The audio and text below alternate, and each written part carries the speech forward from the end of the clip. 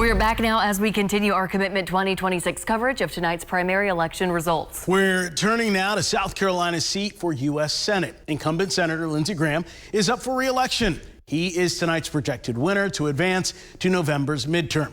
Graham has challengers on both sides of the aisle. He is projected to win over 5 other Republican candidates, Mark Lynch receiving the second most votes in that race. Our Stephanie Trotter is following the race and Senator Lindsey Graham's re-election bid. She joins us from Columbia now, live with more.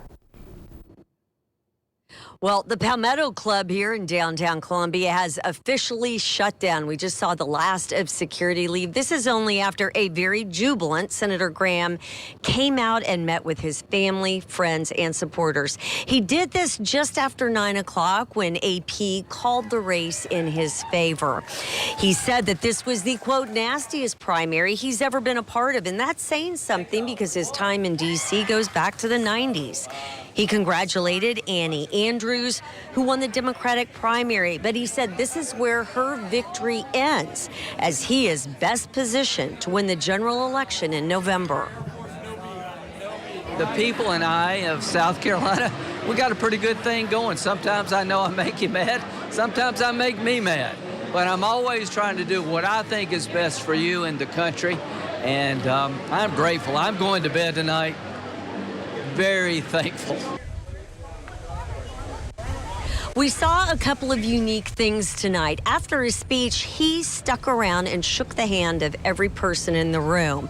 When the room cleared out, his campaign team then came back out for a private moment to celebrate the victory and to take some team pictures. He did tell us that he got a call from President Trump tonight. He is very anxious to return to D.C. for a 5th term and continue working on Trump's agenda across 27 and 28 to make the country and the world a better place. Reporting live in Columbia, Stephanie Trotter, WYFF News 4. Stephanie, thank you. And in the race for the Democratic nomination for U.S. Senate, Annie Andrews is the projected winner. She is projected to win the Democratic nomination for U.S. Senate over fellow candidates Brandon Brown and Kyle Freeman.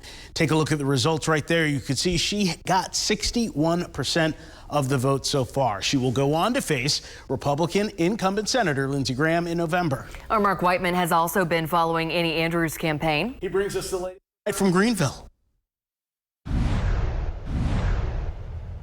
It was a celebratory atmosphere in Greenville on Tuesday night for Charleston pediatrician turned politician Annie Andrews after locking up the Democratic Party's nomination to the U.S. Senate. Andrews launched her campaign with a sharp attack against incumbent Senator Lindsey Graham, and while she will continue to draw the contrast between herself and her incumbent opponent in the months leading up to Election Day, she believes now is the time for change, and that is what she says she's heard from South Carolinians on the road throughout this campaign, telling her supporters in Greenville on Tuesday night that the path to flipping South Carolina blue will run directly through Greenville County.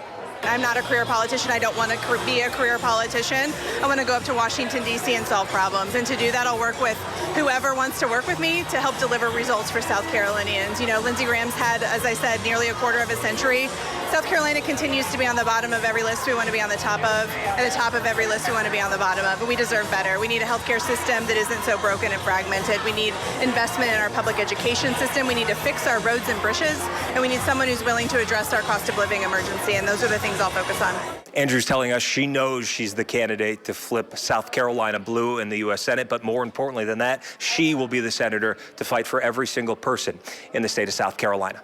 In Greenville, I'm Mark Whiteman, WIFF News 4.